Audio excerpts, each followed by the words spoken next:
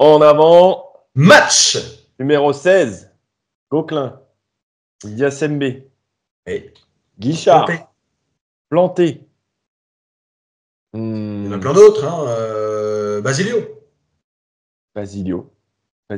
Ah ouais. Je sais même pas, c'est terrible. C'est terrible. C'est 16, Bon, bah ouais, sans doute. Non, oh, je te crois. Attends, t'es bien meilleur que moi. Bienvenue, cher Guingampais, pour cette émission 16. Normalement, l'antépénultième.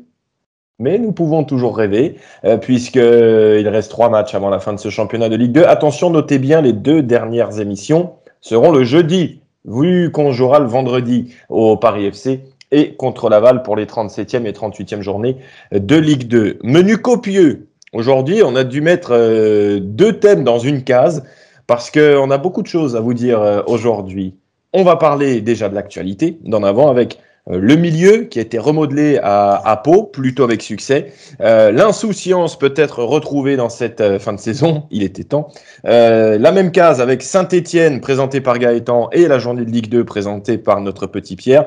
Nouvelle série autour de Roudourou. Là encore, vous allez découvrir un reportage de Pierre sur Éric Le Faucheur. Qui est Éric Le Faucheur? C'est un visage que vous avez sans doute très souvent vu au stade ou sur des photos, voire même sur des vidéos. Eh bien, vous allez découvrir un reportage passionnant sur lui tout à l'heure, sur son rôle à Roudourou. Nous sommes le 3 mai. Je te souhaite donc, Gaëtan, un joyeux anniversaire, ainsi qu'à vous toutes et à vous tous, puisque ça fait 10 ans qu'en avant a remporté sa 2e Coupe de France. 10 ans déjà, avec, j'espère que vous la voyez plutôt bien, voilà, la pancarte qu'on avait piquée au Stade de France, en zone mixte, il y a prescription 10 ans après. Et certains qui ont peut-être lu mon livre jusqu'à la fin, je vous avais raconté ça, je ne sais pas si on se voit très bien, mais j'avais mis Just Do It Again au crayon fluo qui était en fin de vie. Enfin, c'était un fiasco total, donc je préfère l'afficher de ce côté-là si ça tient.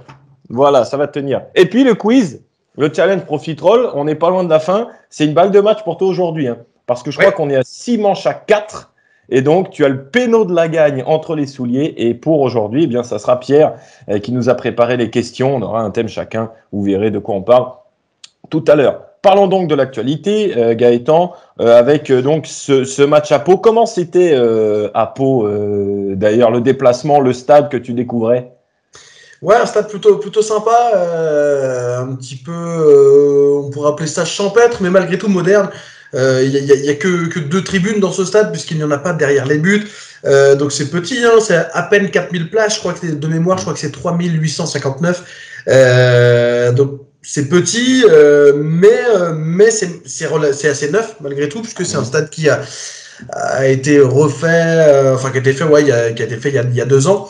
2-3 ans. Donc voilà, il y a malgré tout un vrai confort dans la tribune, c'est assez sympa, l'accueil est bon. Non, c'était vraiment un bon déplacement, avec la victoire en plus au bout. Non, vraiment sympa comme découverte ce Noost Camp à Pau. Et puis bon, c'est forcément plus sympa quand ça gagne à l'arrivée, mais ouais, c'était un bon déplacement à faire, ouais. Quand ça gagne avec un scénario assez dingue. Dans le temps additionnel, on vous propose de revivre les 2 buts inscrits dans ce match dans le temps additionnel. Hop, l'égalisation d'Anjaoussou. Un ballon resté flotté dans la surface de réparation à la frappe du pied droit d'Anjaoussou qui termine au fond des filets. Un but partout entre Pau et Guingamp. Ils sont restés un peu trop attentistes, passifs là. Encore avec Sidibé qui peut frapper tellement il va trouver dans l'intervalle. Picard, Sidibé, le deuxième but guingampais. Kalidou Sidibé qui va finalement sans doute maintenant offrir la victoire à Guingamp. Sidibé qui marque son 3e but de la saison, buteur lui aussi. Et ben match aller, hein, déjà buteur face à Pau, il marque dans le temps additionnel. Les Palois qui se sont laissés un peu avoir parce que Guingamp sur le côté droit a insisté et passé. Alors avec un peu de réussite, le ballon semble avoir été touché sur l'avant-dernière passe, mais Sidibé qui en profite, qui marque le 2e but, et Guingamp qui reprend tout de suite l'avantage de... On l'a pas vu venir, hein, le 2e but de Sidibé Gaspard contre son camp. En plus, juste avant Louisère, avant l'égalisation de Pau, Louisère a une occasion dingue de 2-0. On s'est dit que c'était un peu le résumé de la saison. Finalement, non, comme à Brest, finalement, contre Concarneau, Guingamp qui avait une victoire toute faite, qui lui tendait les bras, qui s'est fait rejoindre un petit peu, non pas bizarrement, mais bon, de manière un peu idiote. Mais ils ont quand même réussi à repasser devant dans le temps additionnel. Avec un homme important dans le temps additionnel, c'est Khalidou Sidibé. Alors, ce n'est pas lui qui a marqué le but du 2-1, mais c'est lui qui a été l'instigateur un petit peu de ce but de la victoire. Tu es allé le rencontrer, Gaëtan, parce qu'on a vu dans cette équipe d'en avant un milieu remodelé avec un 4-4-2, Lobry Sidibé qui, je crois, était aligné pour la première fois ensemble dès le début d'un match. Ouais, c'est ça. En tout cas, à deux, puisqu'ils avaient pu être alignés tous les deux avec Louisère en plus. Mais là, Louisère était sur le banc. Un choix de Stéphane Dumont, tout simplement, de changer son milieu de terrain. Moi, j'ai vraiment bien aimé ça. Je trouve que c'est deux profils qui amènent de la projection, notamment Sidibé. Il a, je trouve, Sidibé une certaine fraîcheur, une vista aussi, parce que c'est lui, par exemple, qui lance El Ouazzani dans la profondeur. El Ouazzani rate son face-à-face, mais c'est lui qui lance. C'est lui qui avait déjà fait ça lors de son entrée en jeu à Dunkerque pour Bonnet. Face-à-face aussi manqué par Bonnet, mais ça avait amené à cette occasion. Il a cette vista, oui, cette qualité technique aussi. On peut parfois dire, il nous fait peur des fois Sidibé avec ses grandes cannes, quand il tacle, il prend des jaunes. Oui, mais il a un vrai bon pied pour lancer aussi les attaquants. Il a une vraie, la Guingamp pèse. Bien sûr. Il a une vraie capacité à emmener, à servir ses attaquants, à être assez haut, parce que même si finalement entre Lobry et Sidibé, c'est peut-être lui qui a le rôle plus défensif, ça se voit pas tant que ça. Il est là, oui, défensivement, mais il se projette, je trouve, beaucoup, et en ce sens, je trouve que c'était assez plaisant parce qu'on avait un 4-4-2 vraiment offensif. On avait quasiment en fait 6 joueurs offensifs sur ce 4-4-2, les 4 milieux, les 2 attaquants. Alors il y a des fois en fonction d'adversaire où évidemment c'est pas forcément jouable, mais là face à une équipe paloise qui se découvrait, ça l'était, et ça a franchement bien marché. La preuve, s'il y a eu autant d'occasions, c'est que les milieux de terrain aussi ont amendé les ailiers, les attaquants, et ça a vraiment bien fonctionné, je trouve, cette paire Lobry-Sidibé. Comment les rôles ont été distribués dans la paire Lobry-Sidibé? Eh bien, c'est ce dernier qui t'en parlait samedi à Pau. Oui, on communiquait beaucoup pour savoir qui se projette et qui reste un peu plus pour assurer la sécurité. Je pense qu'on l'a bien fait, on a bien géré ça, et on n'a pas eu beaucoup de danger par rapport à ça sur les contres. Donc je pense que ça a été bien fait. Avec donc un joueur entre guillemets sacrifié, mais en tout cas celui qui est sorti du 11, et c'est très rare. Je crois que c'est la première fois qu'il est entré en jeu en cours d'un match cette saison. Il avait été déjà absent, notamment on se souvient lors du match contre Concarneau avec sa venue dans le COP rouge. C'est Dylan Louisère. Écoutez, Stéphane Dumont, sans que tu lui poses la question, il est revenu sur ça. C'était pas une sanction, c'était tout simplement un choix tactique. Ouais, j'ai trouvé de l'insouciance déjà dans la composition d'équipe, la faculté d'avoir le fait de ne pas mettre Dylan au coup d'envoi, pas lié à ses performances, mais bien au contraire, mais au fait de peut-être gérer un peu moins d'équilibre, mais d'avoir un peu plus de projection, et c'était aussi une forme d'insouciance, notre capacité à se lâcher. Alors maintenant, la question forcément, vu qu'on se projette un petit peu, Gaëtan, sur ce qui arrive demain contre Saint-Etienne, c'est est-ce que tu penses que contre les Verts, qui ont peut-être une maîtrise technique supplémentaire, est-ce que Guingamp va revenir un petit peu à de la prudence avec un milieu à 3 et Louisère qui protège un peu en sentinelle, ou est-ce que, entre guillemets, foutu pour foutu dans la saison où maintenant on doit faire un 9 sur 9 pour tenter de croire à quelque chose, est-ce que tu crois qu'il va mettre la même animation offensive? Je suis pas persuadé qu'il garde cette animation-là malgré tout. Saint-Etienne, c'est une équipe qui gagne beaucoup, mais c'est une équipe qui est aussi assez prudente finalement dans ses matchs. Les décisions sont souvent sur la fin de match avec Saint-Etienne ces derniers temps. Pas tout le temps, mais ça revient régulièrement quand même. Et je pense qu'il y aura un combat au milieu qui sera peut-être autre. Les forces paloises, elles étaient notamment sur les côtés et devant, avec Silla, avec Boutaïb et Baswamina lorsqu'ils sont entrés. les forces de Saint-Etienne, elles sont aussi très clairement au milieu. Il y a Mouefek, il y en a d'autres. Mon conduit qui revient bien apparemment dans cette équipe. Qui ça, pardon? Mon conduit. Ouais, mon conduit. Il y a Chambost aussi au milieu. Il y a, je pense qu'il y a plus d'éléments à canaliser au milieu de terrain à Saint-Etienne. Alors, est-ce que ce sera un 4-4-2 avec Louisère en compagnie de Lobry ou un 4-3-3 avec les 3 hommes, du coup? Là, je sais pas trop, mais je le vois pas forcément garder la même paire que contre Pau, parce qu'à mon avis, il faudrait être quand même défensivement plus solide aussi. Alors, ils peuvent très bien l'être, Sidibé et Lobry, mais ils ont tendance à se projeter. En tout cas, ils aiment bien ça.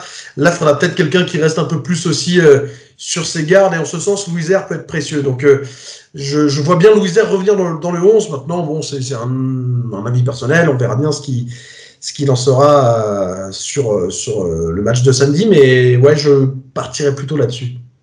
En espérant voir la même insouciance. C'est un mot, tu posais quasiment une question à tous les joueurs là-dessus, parce que c'était le leitmotiv un petit peu de Stéphane Dumont avant le match à Pau samedi. C'est ce qu'on a vu un petit peu en première période. On a vu des joueurs et une équipe de Guingamp qui, j'ai trouvé, alors, depuis mon écran, toi tu étais là-bas, une équipe qui jouait peut-être un peu plus directe, qui avait plus d'espace aussi. Et c'est peut-être pour ça aussi que Guingamp a de meilleurs résultats à l'extérieur qu'à domicile cette saison. Voilà, on a senti une équipe un peu plus décomplexée que d'habitude. Ouais, une équipe qui n'a pas calculé, en fait, qui dès le début a essayé à chaque récupération de balle. C'était assez frappant d'ailleurs, mais alors sur le premier quart d'heure, c'était le cas du côté de Guingamp comme du côté de Pau. Chaque récupération de balle, ça se projetait très vite, quoi. Très vite vers l'avant, la recherche de l'attaquant, du décalage, de l'ailier. Et Guingamp n'a pas forcément cette habitude-là. Alors des fois, oui, sur les 5-10 premières minutes, mais ça a tendance un peu à s'éteindre. Là, c'est resté de manière continue quand même. Il y a eu des occasions régulièrement dans le match. Guingamp s'est projeté quasiment tout le temps. Guillaume est parfois même redescendu plus bas parce que ça montait tellement aussi avec Merghem, avec Picard, qu'il avait de quoi distribuer. C'est ce qui s'est passé d'ailleurs sur le but de Picard, sur le premier but du match. Donc, ouais, c'est une équipe qui s'est lâchée, qui s'est libérée. Est-ce que finalement, sur les matchs contre Bastia ou Angers, quand l'enjeu trottait un peu plus dans les têtes, il y avait une certaine retenue? Ce sera difficile de vraiment le savoir. Mais en tout cas, Stéphane Dumont, qui avait insisté avant le match sur cette fameuse insouciance, il est revenu aussi après la victoire à Pau. De l'insouciance parce qu'on a été capable malgré tout de proposer des choses très cohérentes sans se soucier de quoi que ce soit, d'autre chose, de passer à autre chose. Voilà. Et je trouve que mon équipe est bien meilleure quand elle ne doit pas cogiter et ne penser simplement qu'à faire ce qu'elle sait faire. Et aujourd'hui, je trouve qu'on a fait un très bon match, qu'on aurait dû gagner bien avant. Voilà, c'est ma frustration aujourd'hui, mais malgré tout très positif parce que les joueurs ont encore montré du caractère, des efforts et de la qualité. Ouais, l'insouciance, donc, et cette équipe qui, finalement, est peut-être meilleure lorsque l'esprit est libéré, lorsqu'il n'y a pas un certain calcul. Ça semble peut-être mieux convenir, Pierre, à cette équipe d'en avant cette saison. Oui, parce que moi, ce qui me frappe à chaque fois, et ce qui m'a frappé encore à Pau, c'est on a l'impression que cette équipe, parfois, elle réfléchit trop. C'est terrible, mais dans mon esprit, j'en suis venu à me demander, quand on est dans des positions de centre, des actions qu'on a déjà pointées du doigt depuis de nombreux mois, tu vois des décalages qui sont faits, c'est bien construit, soit avec les latéraux, soit avec Merghem, Picard, ou même Lobry ou Sidibé qui amène le surnom. La question me venait à chaque fois, c'est comment on va faire pour paumer? Comment on va faire pour pas marquer sur ce centre? Parce que il y a du monde, il y a de la présence, les zones elles sont bien occupées, mais tout le monde est passif. El Ouazani, Guillaume, tu les vois rarement passer devant leur vis-à-vis dans le duel. Souvent aussi le centreur, il ne centre pas dans la bonne zone. Parfois le jeu est en retrait, et ça c'est un point où Guingamp est relativement efficace cette saison. On se souvient notamment du match contre Valenciennes où on a mis 2 des 3 buts comme ça. Et en fait, je me dis, mais arrêtez de réfléchir, quoi. Je sais plus si c'est toi qui m'avais sorti cette expression-là au tournoi futsal Cop Rouge ou pas, c'est tire comme t'es con. Tu vois, il y a un moment, il faut juste retrouver, alors c'est ce qu'on appelle plus joliment de la spontanéité, et on a déjà fait des thèmes là-dessus, mais tu vois, je trouve que on est scolaire en fait. On est parfois trop prévisible et quand on voit qu'il y a un peu de folie, de spontanéité, on a vu contre Rodez, il y a eu 3 buts comme ça, contre Valenciennes c'était sympa aussi, et là il y a eu beaucoup d'occasions. Tu me faisais la réflexion après le match à Pau, rarement Guingamp a eu autant d'occasions nettes. Il y a eu une pelletée de situations très souvent, mais ça s'est rarement traduit en occasions nettes comme ça. Donc espérons que dans cette fin de saison où on est quand même la dernière équipe de la locomotive des playoffs, parce qu'en dessous c'est fini. Nous on est à 2 doigts, tu sais, on fait l'élastique comme on dit dans le cyclisme. Donc voilà, est-ce que l'élastique va péter samedi ou est-ce qu'on va revenir à travers les confrontations directes et autres qui se dérouleront vendredi ou samedi après-midi? On verra. Mais juste arrêtons un petit peu de penser que ce soit un bordel organisé. On l'a vu finalement, les occasions sont venues comme ça. On pense au poteau, à la barre plutôt de Merghem. Oui. C'est des situations où on l'a pas forcément beaucoup vu tenter comme ça non plus, Merghem, cette saison. Il entre dans la surface sur son pied gauche, 1-2 passements de jambes, mais il arme sa frappe. Louiser qui se retrouve en position de frappe juste avant l'égalisation. Guillaume, première mi-temps, pour moi, il doit frapper. Finalement, il centre, mais trop fort. Le centre pour Eloisani, ouais. Il y a eu vraiment beaucoup d'occasions nettes. Et c'est vrai que c'est venu de la spontanéité sans doute. Et puis, du fait d'être libéré, de ne plus calculer peut-être. C'est peut-être tout simplement ça. Ouais. Donc Stéphane Dumont le disait aussi après le match à Pau. Voyons voir ce que ça donne contre Saint-Étienne. Gaëtan, justement, Saint-Étienne. Oui. Avant de parler de l'actualité des Verts, parce que ça a beaucoup changé, il y a eu un point de bascule peut-être dans leur saison, c'est le match aller, puisque souvenez-vous, c'était un mardi soir de décembre, Guingamp s'impose à Geoffroy Guichard pour la première fois de son histoire, 3-1. On n'a pas tout à fait la confiance nécessaire. Allez, la retrouver là-dessus peut-être. Elle est bien partie. L'égalisation du géant Khalidou Sidibé qui a fait monter ses 2 mètres dans les cieux du Forez sur ce corner de Merghem. Ces coups de pied arrêtés de Merghem qui ont quasiment tous été bien frappés ce soir. Bah oui, sa qualité de pied, on la connaît, et puis sa qualité de frapper ces coups de pied arrêtés là, il a ça aussi en lui. On a senti ça très vite que sur les coups de pied arrêtés on pouvait marquer, mais c'était rarement le cas depuis le début de saison. Allez, le coup franc de Merghem qui arrive dans la surface stéphanoise. Guillaume qui est là. Gomis aussi, tête de Gomis, Guillaume qui marque. Il n'y a pas d'enjeu. L'équipe de Guingamp qui est celle qui gagne le plus de duels aériens en Europe. Eh bien, on n'a marqué que de la tête. Moi, je me souviens que ça va très très vite. Il y a la déviation de Na et puis je vois où je suis, donc je me dis je vais y aller malgré la présence de l'Arseneur. On verra ce qui se passe et puis j'ai la chance qu'elle rentre avant qu'il puisse la toucher, donc c'est bien. Oh là là, la balle de but, la balle de match pour Courtet. Allez, ouais, 3e but de Gaëtan Courtet, son premier but en championnat cette saison avec Guingamp. Je sais que c'est un gardien qui me connaît, que maintenant ça fait un petit moment que je suis en Ligue 2, donc j'ai tendance à tenter le piqué souvent, et c'est ce que j'avais fait à Bastia l'année dernière déjà. Et je savais qu'il me connaissait, et donc il fallait pas que je tente ça, et donc je sais que je dois la jouer au sol. Après, ça passe entre ses jambes, mais c'est tant mieux.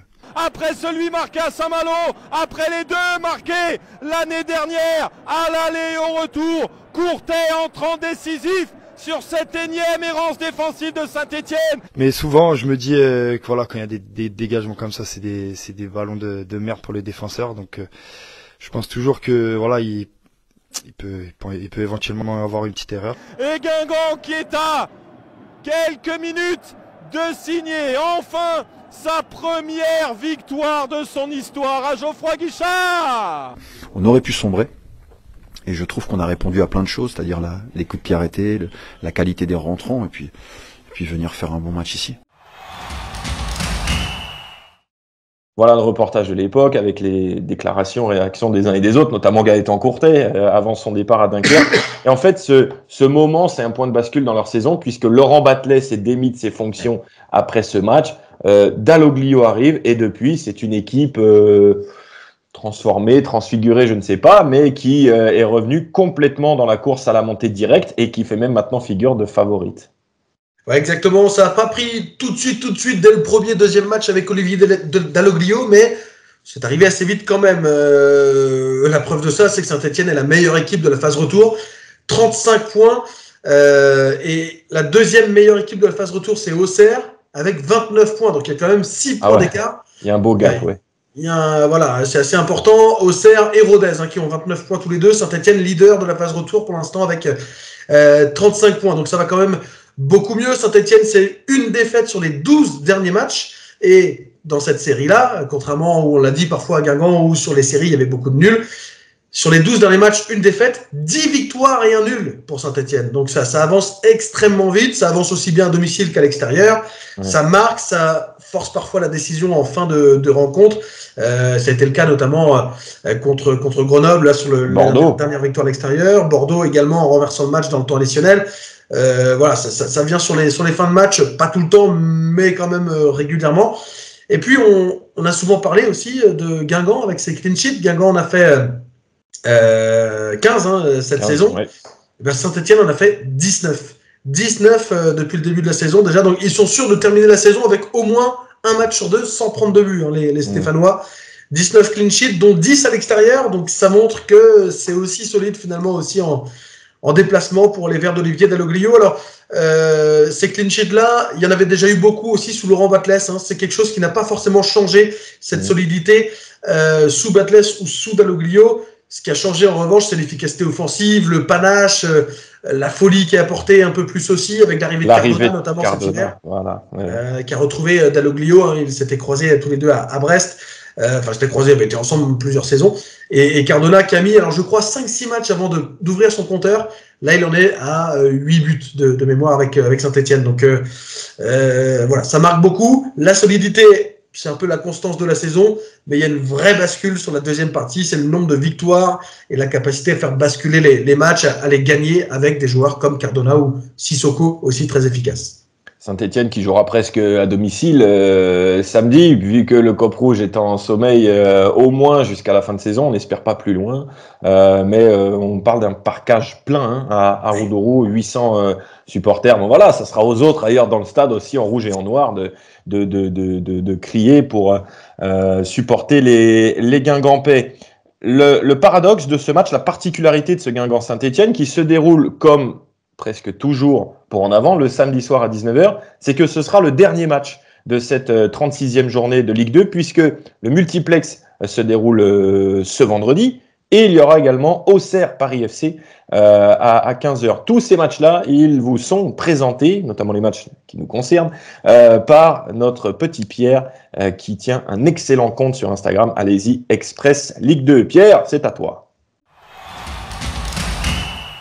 Il va falloir surveiller de très près cette 36e journée de Ligue 2 puisqu'il y a des enjeux à tous les étages et notamment en haut du tableau avec plusieurs grosses affiches ce week-end en Ligue 2 comme par exemple Caen-Laval, le 8e face au 6e de Ligue 2, deux concurrents pour les places de play-off qui s'affrontent. Ces places de play-off, justement, elles sont occupées par Rodez, 4e, qui affronte le FC Annecy, et par le Paris FC, 5e, qui, après avoir battu Angers la semaine passée, se déplace sur la pelouse d'Auxerre, le leader. La GIA qui peut, en cas de succès ce week-end, s'assurer une place en Ligue 1 la saison prochaine. Un dernier match de haut de tableau, c'est le SCO d'Angers qui affronte le Pau FC. Le SCO qui doit éviter de se décrocher du haut de tête et le Pau FC et qui veut évidemment s'affirmer comme un concurrent réel aux places de play-off. Dans le bas du tableau, ça va également s'animer à 3 journées de la fin. QRM et Concarneau peuvent définitivement nous quitter, ou plutôt officiellement nous quitter, en cas de défaite ce week-end, ce qui les condamnerait à la relégation en national. Voici donc pour la présentation de cette 36e journée de Ligue 2 qui va s'annoncer intense pour beaucoup d'équipes. C'est vrai que Gaëtan, alors là, on a peut-être l'air d'abrutis, parce que certains nous regardent peut-être samedi matin, donc tous les autres matchs ont lieu, mais on sait jamais, quoi, tu vois, c'est pas ça. Vraiment, en fait, ce qui peut vraiment être décisif pour en avant, ce serait que Laval, Caen, ça soit nul, que le PFC perde à Auxerre ce samedi. Et si tu gagnes contre Saint-Étienne, tu reviens à 2 points du PFC, donc tu peux potentiellement passer devant eux. Bon, il faut avoir une capacité folle pour imaginer les Guingampais enchaîner comme ça, mais c'est pas impossible. Donc rêvons encore un peu. C'est gratos, ça mange pas de pain, tout ce que vous voulez. On y va comme ça. On espère juste vibrer demain et gagner pour être encore un tout petit peu vivant dans cette saison. Et demain, vous allez peut-être voir Éric Le Faucheur se balader autour du terrain. C'est notre série qu'on a rebaptisée Autour de Roudourou. Alors vous avez déjà vu le reportage en début de saison, au mois d'octobre, sur le dispositif de beIN Sport. On avait évidemment couvert les 30 ans du COP Rouge. Et bien là, on s'intéresse à une personne en particulier, c'est Éric Le Faucheur, qui est chargé notamment de l'accueil des délégués, des arbitres. On n'en dit pas plus. C'est un reportage réalisé par Pierre Perrault. C'était lors du match contre Bastia il y a quelques jours. Et regardez, vous allez apprendre plein de trucs. Bonjour, je suis Éric Le Faucheur, je suis bénévole au club depuis 15 ans. J'ai la fonction de commissaire au club, je suis donc chargé d'accompagner, d'aider les délégués lors de chaque rencontre.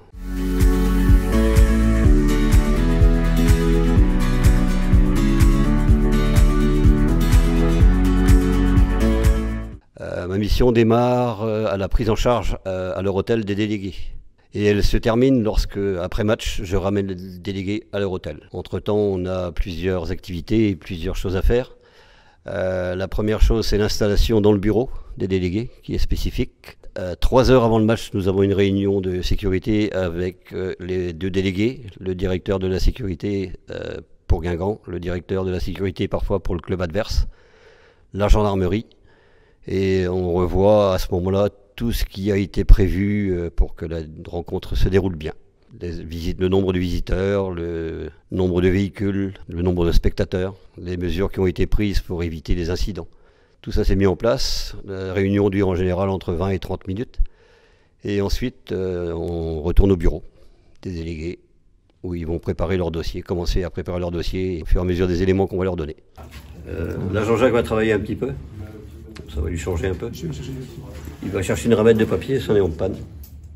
On espère le revoir avant le début du match. Il y a un des deux délégués qui est chargé de l'administratif.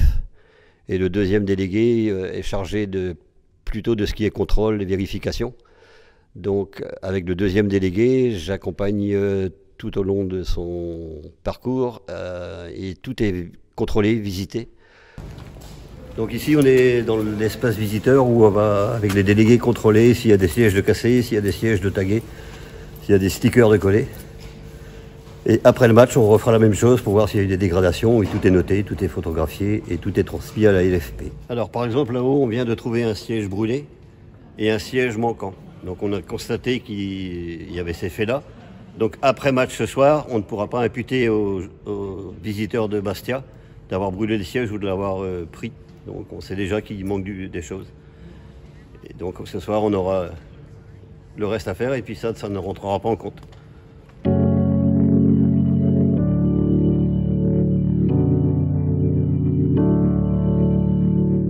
Avant chaque match, on a obligation de mesurer la pelouse. Donc pour cela on a un prisme et on va avec le délégué sur 3 points du stade, devant chaque but, dans le rond central. Et la pelouse doit mesurer au maximum 27 mm. En général, ici, elle mesure 25. On a 3 fois 25. Si elle mesure plus de 27 mm, eh bien, il faut la tondre avant le match. Au retour du bureau, on va ensuite aller visiter les vestiaires de chaque équipe pour voir si tout est conforme, si tout est en règle, si tout est installé. On va vérifier le vestiaire des arbitres. Sur 3 là, je pense. Ouais, c'est ça. Lucas, ça va? Ça va? Bien et toi? Salut. Ça va et toi? L'officiel liaison number 1 de la Ligue. C'est ça. Jour pour jour, presque. C'est ça, ça va la forme? Super et toi? Ouais. On vérifie que dans le couloir ne figure pas de personnes qui ne sont pas accréditées. Parce que les 30 minutes avant le match sont très importantes et dans le couloir vestiaire, ne rentrent que les personnes qui sont habilitées. Et une fois que tout le monde est en place, on descend dans le tunnel. Moi, je monte bord terrain et on attend que les joueurs arrivent. Tous debout, tous debout, tous debout. Guingamp Bastia, ça commence maintenant. Allez en avant.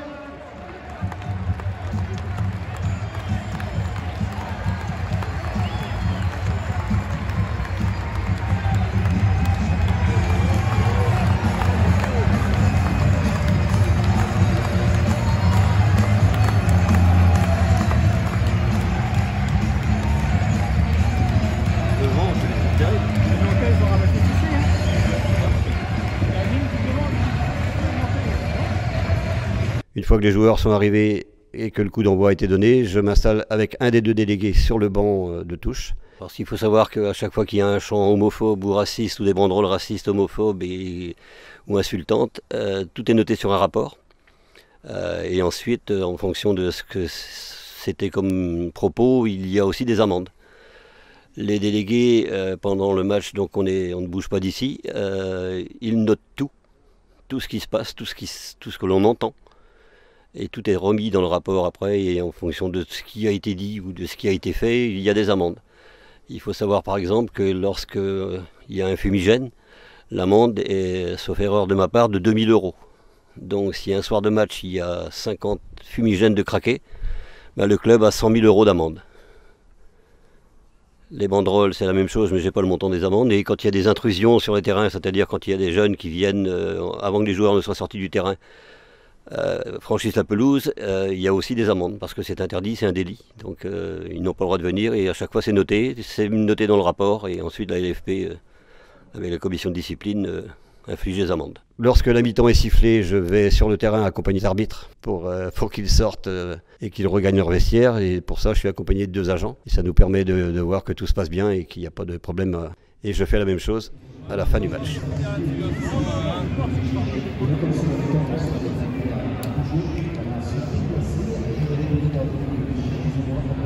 Merci d'être aidé à utiliser les espaces de tri sélectif.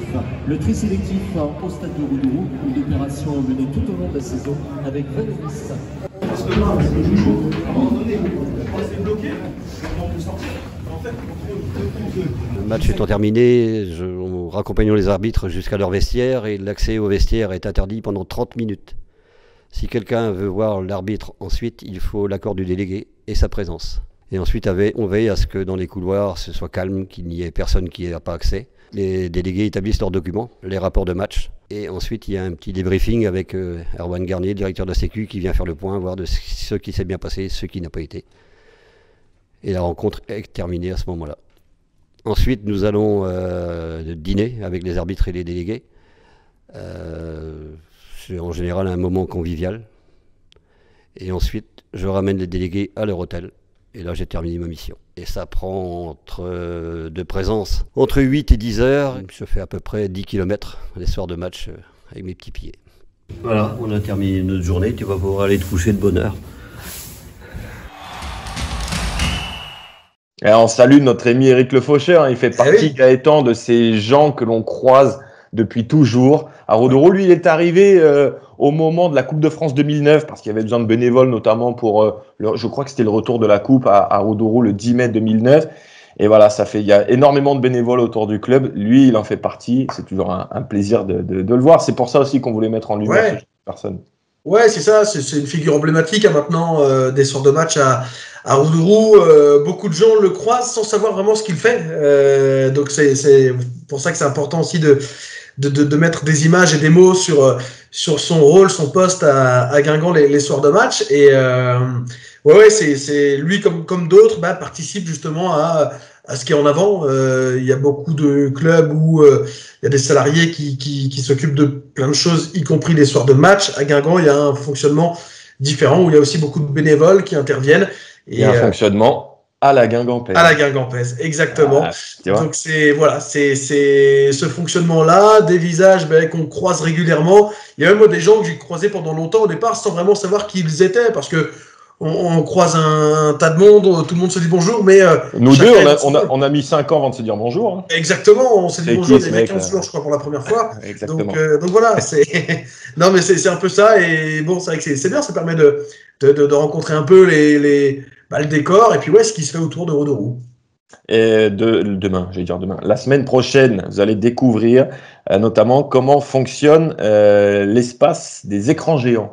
Notamment, Pierre est allé aussi, lors du match contre Angers, rendre visite à François, Chloé, Antoine. Alors, vous découvrez qui sont ces jeunes gens un petit peu plus tard. Bon, là on va rigoler, parce que ça fait donc 10 ans, jour pour jour, que ce deuxième mini-trophée a garni notre armoire. 3 mai 2014, Rennes Guingamp, finale au Stade de France, 5 ans après 2009. Gaëtan, là, quand je te dis 3 mai 2014, tu repenses à quoi? Une image, que ce soit avant le match, que ce soit pendant le match, après le match, là, d'un coup, tu vois quoi? C'est le coup de sifflet final. Coup de sifflet final où, alors je me souviens que je m'occupais c'était quoi, live tweet ou même sur les réseaux sociaux globalement dans l'avant, parce qu'à l'époque c'était en tant que bénévole pour En Avant, et où on avait préparé justement la publication il y avait Alexandre Le Gallo avec moi, et on avait préparé la publication qu'on allait mettre, et on attendait vraiment le coup de sifflet pour valider et que ça parte. Donc voilà, c'est l'image là où, parce que l'avant-match, on s'était rendu avec un minibus à Paris.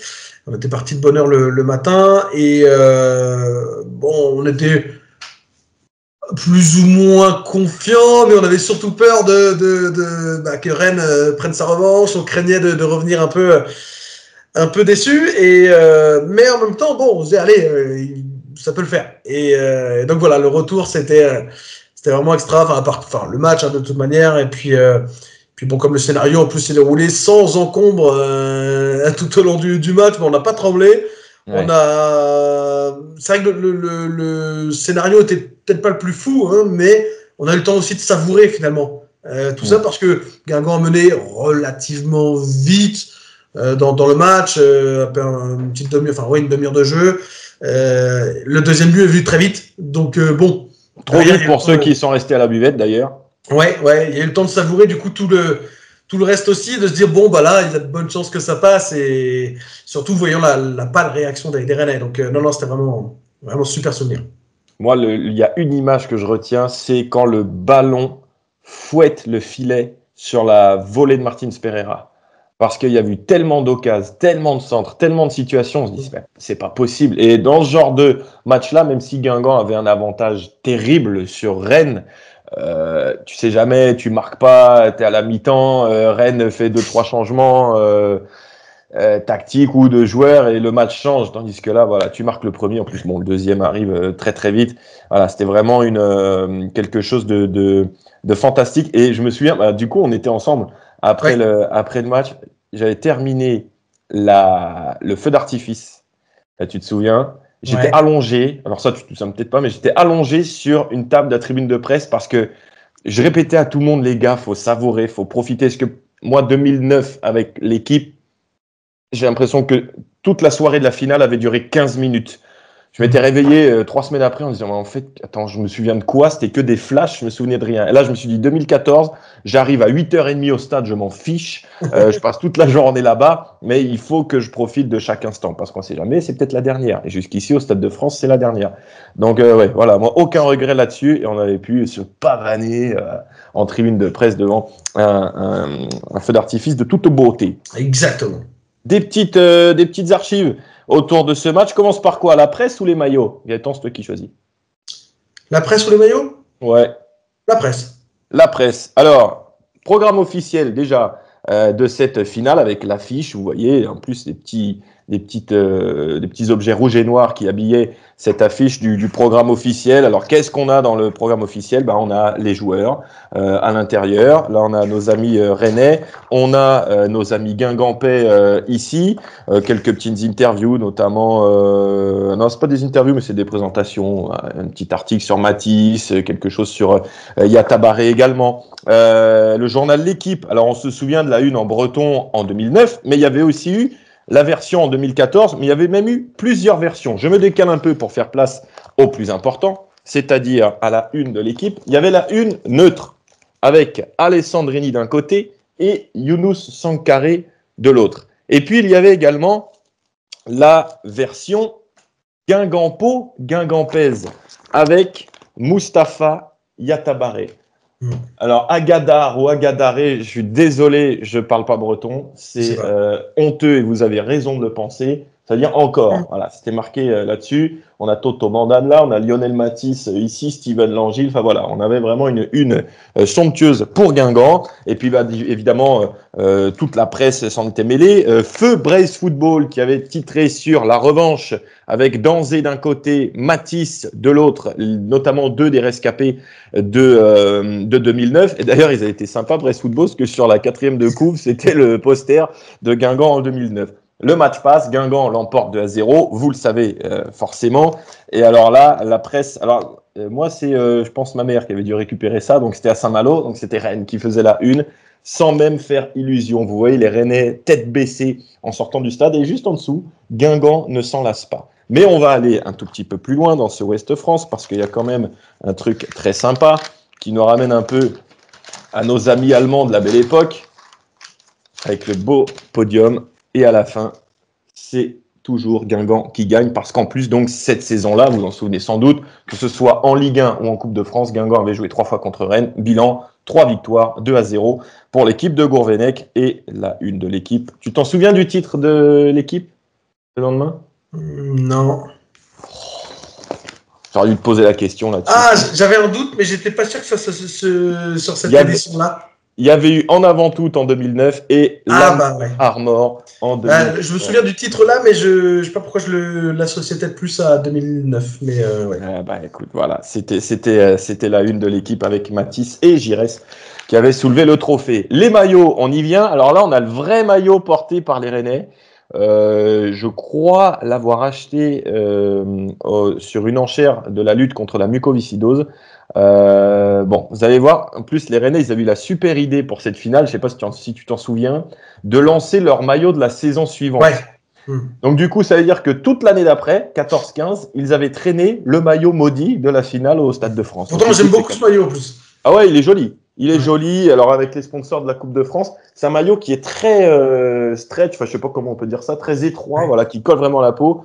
Pour tous ceux qui ont une petite bedaine, c'est terrifiant. Voilà, avec le match détail, Coupe de France finale le 3 mai 2014, Rennes Guingamp, maillot de l'attaquant suédois Ola Toivonen qui était titulaire sur ce match. Et puis En Avant avait eu un peu le nez creux parce qu'il jouait en blanc donc ce match-là, mais pas avec le modèle du championnat qui était à l'époque un scapulaire.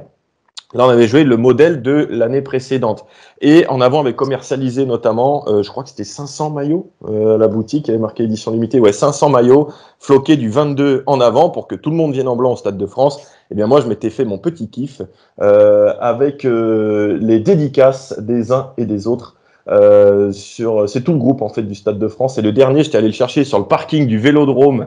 Après la dernière journée, c'était Yatabaré. Je l'avais couru après, dit il manque plus que toi sur mon maillot. Là, je l'avais eu en dédicace. Et puis dernière chose, c'est le même maillot, mais c'est pas une édition limitée, c'est une édition très spéciale. C'est le vrai maillot porté par les joueurs ce soir-là au Stade de France, avec toujours l'indication Coupe de France finale de 3 mai 2014. Avec un maillot 35. Qu'est-ce que ça veut dire 35 ? Je crois que sur ce match-là, il y avait 2 maillots 34 et 2 maillots 35. Ce sont des maillots de secours. Parce que les joueurs, ils ont 2 maillots par match. Martins Pereira, par exemple, 2 maillots numéro 6. Sauf que s'il y en a un qui est déchiré et l'autre avec du sang, pour des questions d'hygiène, on ne peut pas jouer avec ça. Donc, Michel Baudiou, l'intendant de l'époque, avait des maillots de secours, 34, 35. Donc voilà, c'est un de ceux-là que j'avais pu récupérer à mon modeste niveau sur cette finale. Voilà donc pour ces beaux souvenirs du 3 mai 2014, à jamais la deuxième. Gaëtan, on passe donc au quiz. On s'était dit pour cette fin de Challenge Profitroll où, encore une fois, comme la finale Rennes-Guingamp, le suspense n'existe pas beaucoup. C'est juste pour savoir l'écart et à quel moment... On sait jamais, parce que si tu gagnes aujourd'hui... Ouais, on sait jamais, on sait jamais. Tu peux revenir, tu vois, comme Guingamp. Je suis pas loin, mais je suis pas là non plus. Je vais essayer d'avoir de l'insouciance et de la spontanéité dans mon esprit pour revenir sur tes pas. J'ai un marque-page ici de Cuba. On va pas faire pile ou face. Enfin, pas pile ou face avec une pièce. Tu vas choisir de quel côté le marque-page va tomber. Côté là, ouais, côté voiture. Là. Côté voiture ou côté rien. Attention.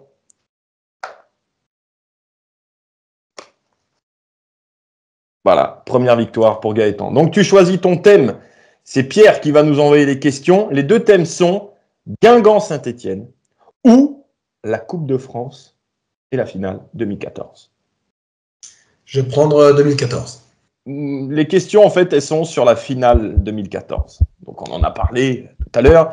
Il y a un but qui est donc très frais dans notre esprit. Je t'en ai parlé tout à l'heure. La volée de Jonathan Martins Pereira. Sur cette action, je vais voir si tu t'en souviens bien. Qui est le dernier Guingampais qui touche le ballon avant Jonathan Martins Pereira? Pour moi, c'est Christophe Mandane.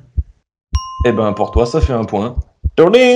C'est ric-rac parce qu'il y a Sankaré qui a 2 doigts de la toucher, mais Costil, il prend du point comme ça. Ouais, c'est ça. Il va, t'as un centre de Beauvu, tête de Mandane, et t'as Sankaré qui est dans le coup, mais Costil te fait gagner 1 point. 1-0 Gaëtan. 1-0 Gaëtan. Donc moi, ce sont uniquement des questions sur les matchs entre Guingamp et Saint-Etienne. Guingamp-Saint-Etienne ou Saint-Etienne-Guingamp. Avant Victor Lobry cette saison, qui était le dernier joueur arrivé à Guingamp en provenance de Saint-Etienne? C'est pas mal ça. C'est pas mal ça. Je te laisse une petite quarantaine de secondes environ.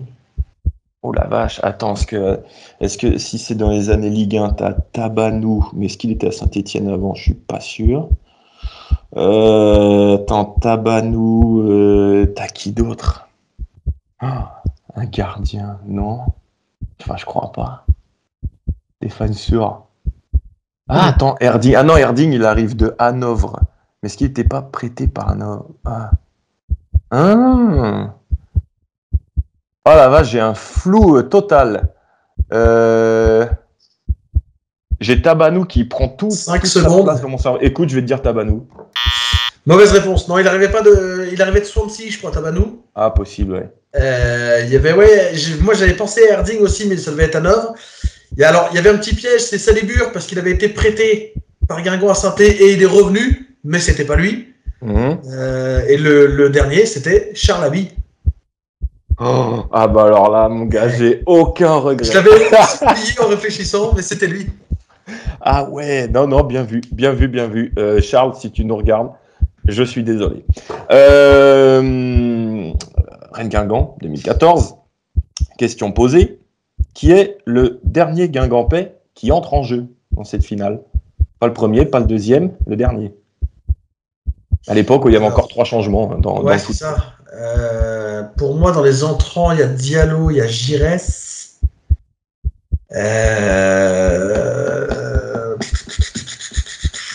Il doit peut-être y avoir Attic.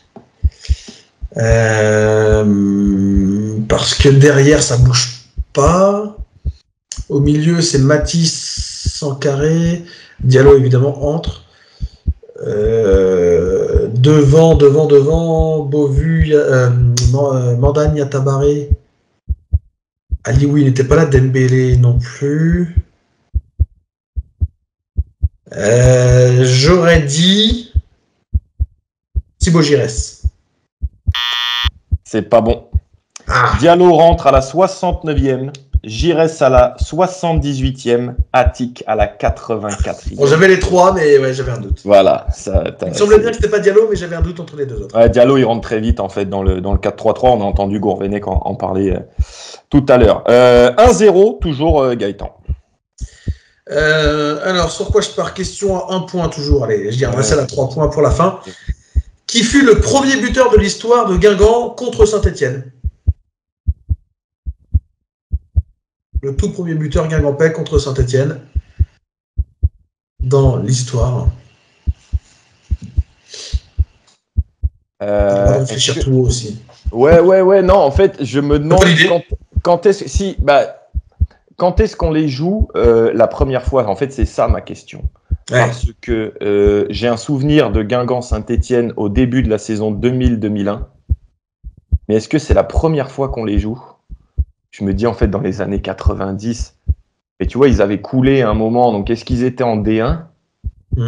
J'arrive pas du tout à m'en souvenir, parce que j'étais pas né footballistiquement. Non, on doit les jouer en D2, oui, je crois qu'on les joue en D2.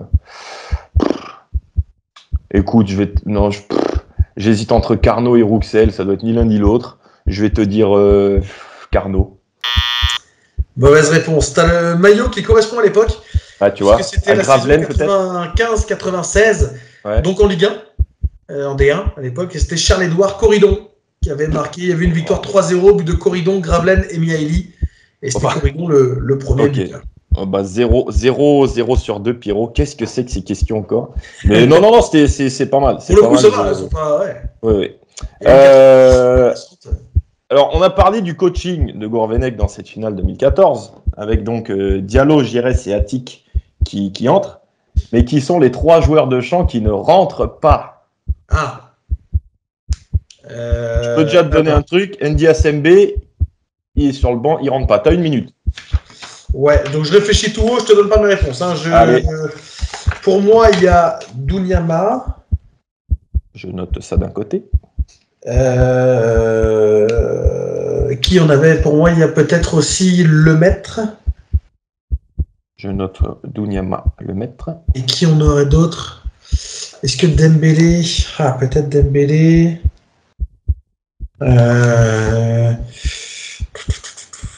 Alioui Dos Santos n'était pas sur la feuille, donc c'est pas eux.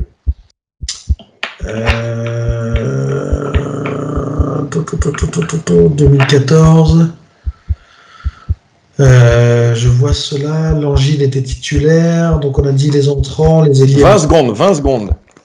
Ouais. Delalande n'était pas sur la feuille. Qui en avait encore? 10, 9, 5, 4, 3, 2, 1. Il me faut 3 noms. Dunyama. C'est bon. Sanko. C'est bon. Et Lemaître. C'est pas bon. Ah, Dembélé, c'était bon? C'est pas bon. Non, bon, pas de regret alors.